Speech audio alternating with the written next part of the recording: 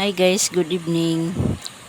Ang gagawin ko ngayon guys ay magluluto ako ng miswa na may San Marino guys.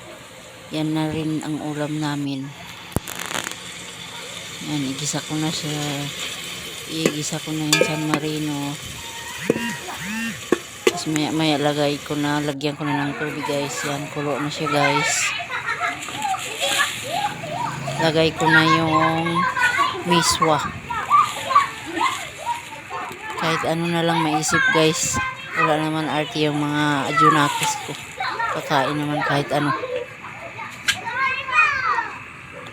Kaso nga lang yung miswa ko walang gulay. Wala kasing mautusan, may mga pasok kanina. Late na sila nakauwi, gabi na. Kasi ako lang dito mag-isa sa bahay. Walang mautusan. Kaya di ko na lang nilagyan ng gulay. Luto na siya guys. Ready to eat na. Kain tayo. Yan ang ulam namin ngayon gabi.